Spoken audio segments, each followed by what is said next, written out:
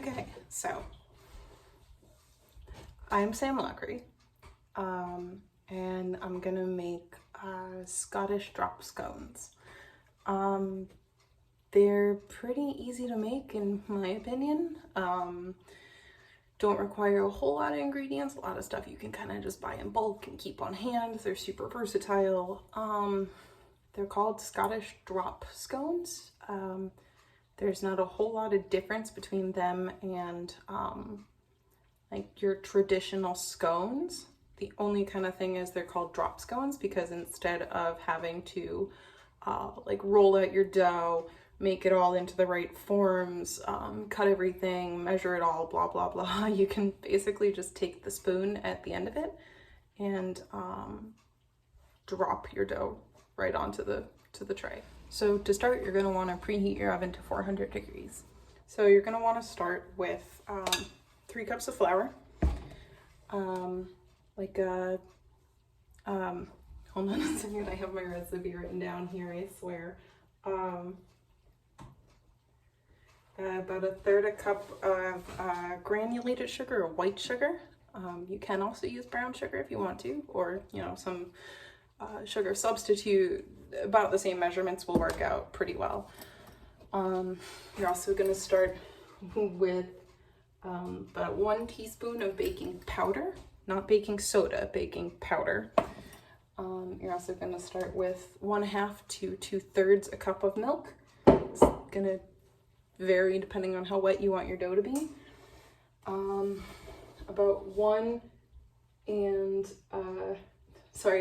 2/3 a cup of butter, pretty cold, cut into small cubes, probably about that big.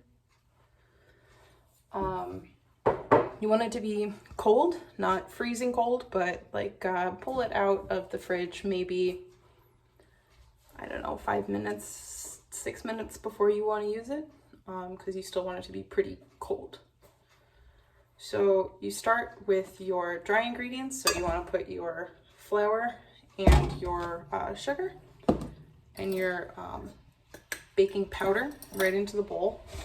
You're also going to want to use a little bit of salt. Now, if you're using unsalted butter, you should use like 1/2 to 3/4 of a teaspoon of salt.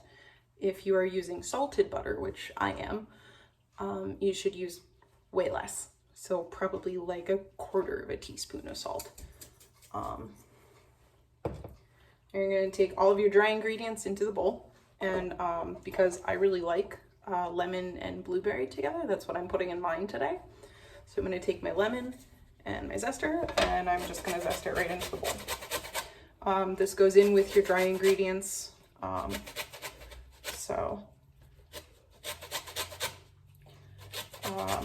Just gonna put it right in there. Now you're gonna take a whisk and you wanna whisk it all together.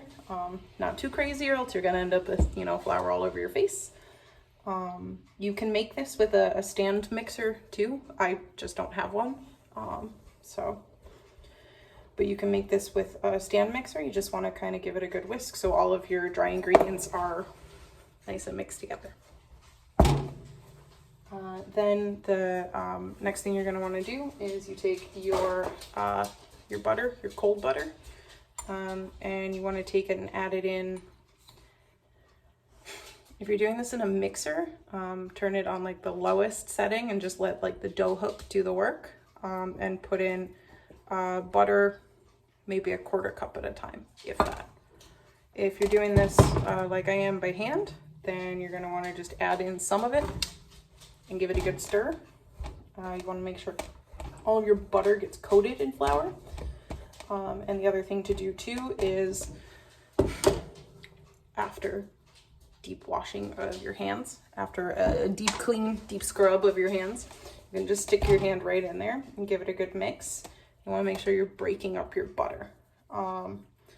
So as you can see, we started off with butter about this size. After it's all been mixed together and done and dealt with, you want it to be in small chunks about the size of a pea.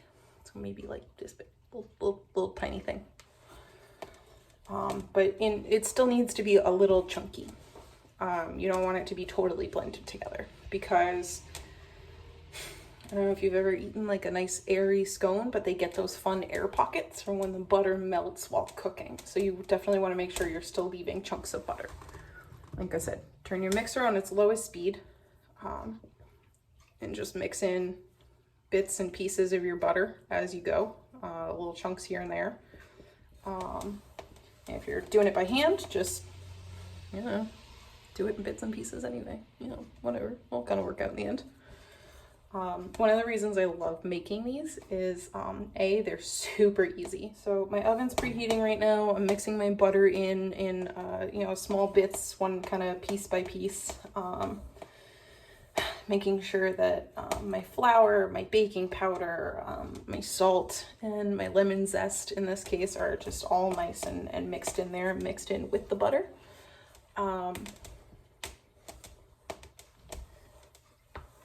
So like I said, I'm just giving it a good stir, giving it a good knead. You know, I love making these because they're super versatile. You know, you could use, today I'm gonna do lemon and blueberry, but you could use orange and like chocolate, which I've done. Put a little bit of cocoa powder in the scones and like some orange juice. It's really good. I like lemon and blueberry. I'll do strawberry, walnut, just about anything you could think of. You can put into these. They're super easy. They're something that my family makes all the time, because you can make them in huge batches. This batch that I'm giving you here, I think you'll get about 12 scones out of it. If you live in a house like mine and there's, you know, 6 people in it, then you want to make more, and you know, you can make 18 or 24 or I don't know, 1,200 at a time if you are feeling really ambitious. But there's something that my family makes all the time because they make for like a great grab and go breakfast. And most of my family, a good chunk of my family is Scottish, which is kind of where this comes from. A long, proud history of doing things better than the English. I'm kidding, it was a joke. So at this point in time, you know, my dry ingredients are pretty mixed up. My my butter is in some nice little kind of pebbles, is kind of what it should look like. Like little pebbles about the size of, you know, like I said, about the size of a pea. You know, if you feel like it does need more, you can always add more too, a little more butter. I think I said about 2/3 of a cup, but you can go all the way up to a cup of butter and it'll still come out pretty good. Just want to be careful when you do that, or else you're gonna, you know, mess up your ratios if you're not careful. So now that I have my, like all of my dry ingredients and my butter in this bowl here, which same thing, I'm just breaking up any large pieces of butter I see here. I don't know how well you can see that, but it's kind of pebbles a little bit. What I'm gonna want to do next is I'm gonna want to add in, so I'm putting some walnuts in this, which, you know, you can do, you certainly don't have to. For this recipe, I've got about a 1/4 cup of really finely ground walnuts here. Because you don't want them to be too big, or else you'll like take out a tooth on them. You don't want them to be too tiny, or else you're not going to be able to taste them. Just going to mix those in a little bit. So now in this bowl, I have my my flour, my sugar, baking powder, salt, butter, and walnuts. So 6 things at this point, and my lemon zest too. So 7 things, I guess. At this point in time, what I'm going to do is I'm going to cut my lemon in half, and I'm just going to give it a good squeeze because I want a little extra of that lemon taste in there. Be careful with the seeds. If you have a juicer, you can do that. You can use just lemon juice already, like if you already have it. I'm going to put my lemon juice in first because when I pour the milk in here, I want to make sure that my dough is not too wet, because if it's too wet, you're just going to get scones that it's going to be real ugly. No one likes that. So after that, I have 2 eggs, which are gonna go right in. Just whole eggs, no problem. Eggs in a recipe actually make for a binding agent. They're part of what helps keep everything together. You're gonna wanna break up your egg yolks, start giving it a little bit of a stir. Now, after that, you take your milk. Do not pour it all in at once or you will end up with soup. If you have already poured all of it in, you can add a little more flour, a little more baking powder, and be totally fine. So I'm gonna start by pouring probably about a 1/4 cup in. And then I'm just gonna, same thing, I'm gonna give it a stir. What you're looking for here is something in between pizza dough and pancake batter. So obviously I can tell right now that I need way more milk in here than what I currently have. So I'm gonna add a little more in. Same thing though, don't wanna pour it all in. It's a lot harder to take stuff out than it is to put extra in if you need to.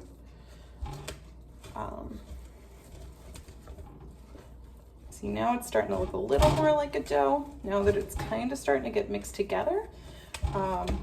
Which again, if you're doing this on a mixer, do it on like a low to a medium speed. If you're doing this by hand, you can do it with a spatula, or you can just stick your hands right in there and, I don't know, knead it, do whatever you do. So you can absolutely do something like that. Same thing, just kind of gonna continue to add a little bit in, a little bit in. That's almost all of my milk, so at this point I'm definitely closer to the like 2/3 of a cup than I am a 1/2 cup.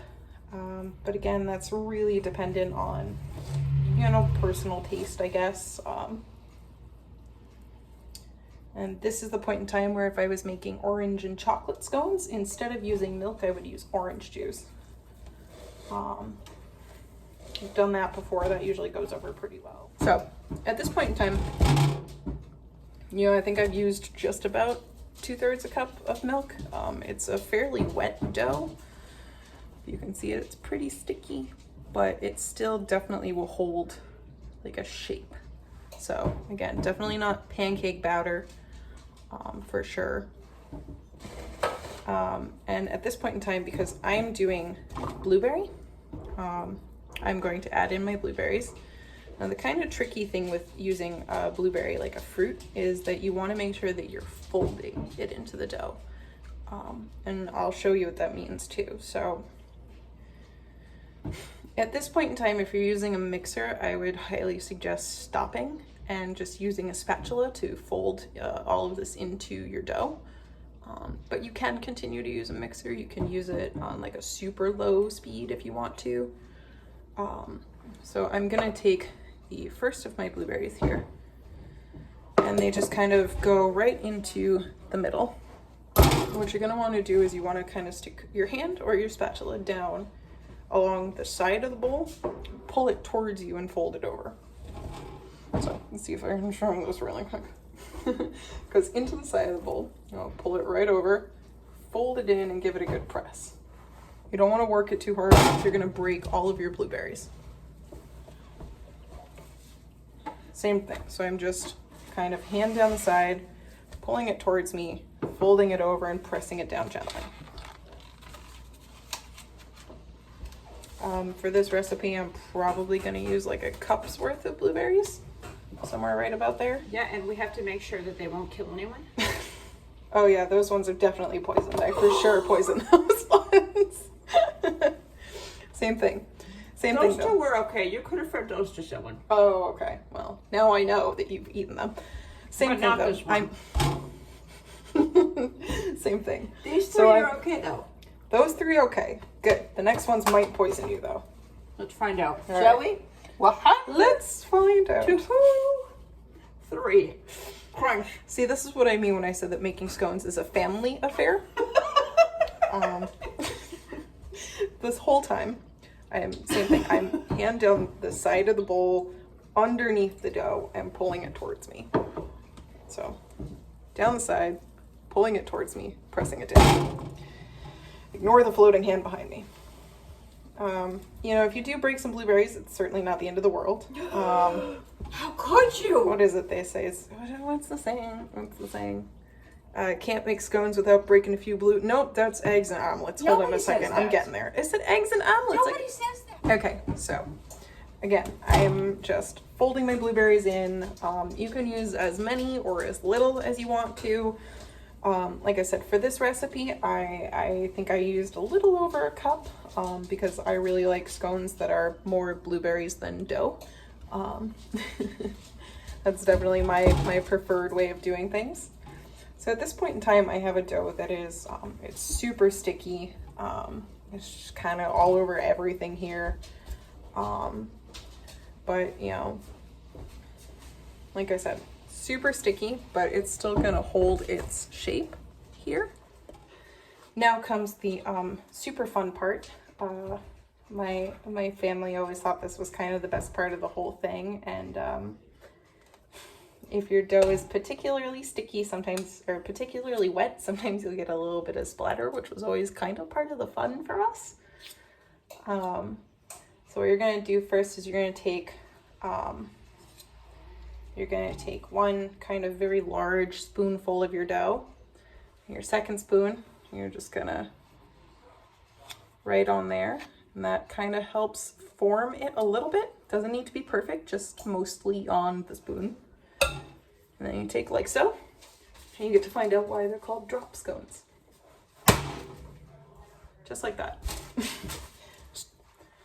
Now, at no point did I actually hit the tray with the spoon. You give it a good whack and it all comes right off the spoon. And it's very fun. So my trays are lined in parchment paper, which my grandmother has a very fun story about, or had a very fun story about, using wax paper one time instead of parchment paper, which is a large no-no and a really surefire way to set your oven on fire. Fun fact. So same thing, just kind of making sure. This one has like a little bit of a straggler on the end, so I'm just kind of shaping it out a little bit better so it's a little closer to circular, but doesn't have to be perfect. Just has to taste good. Same thing, right onto the second spoon, whack. You know, partially just because it's fun to do, but partially because it does help flatten out the bottom of your scone, which promotes more even cooking. So there.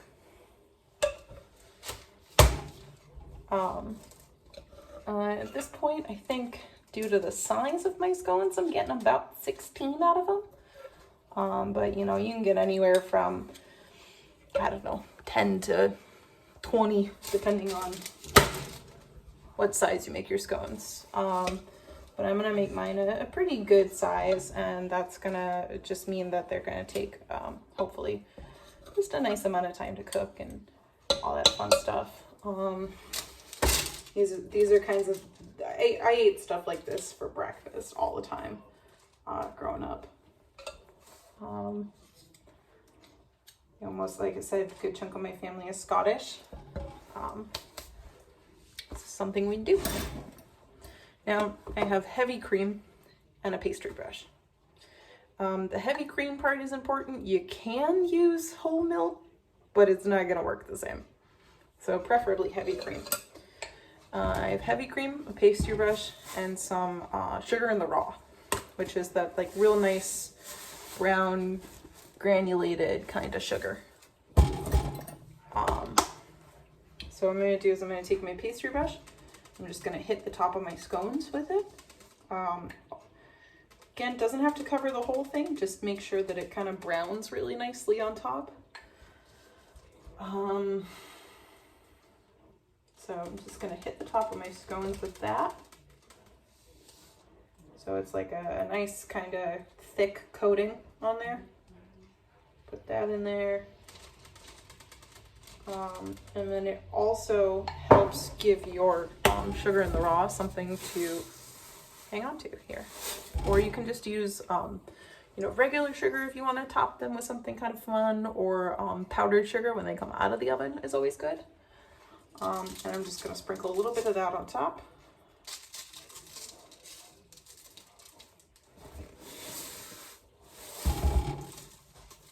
Just gives it a nice little texture, a little extra sweetness.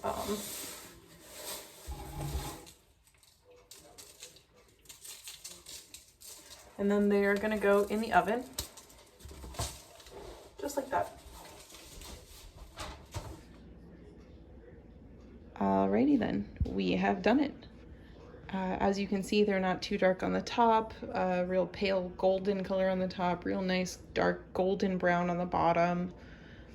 Took about 22 minutes in the oven. Start at 20 and then just, you know, double check them and make sure you're still good afterwards. So congratulations, you have done it. Scottish Drop Scones.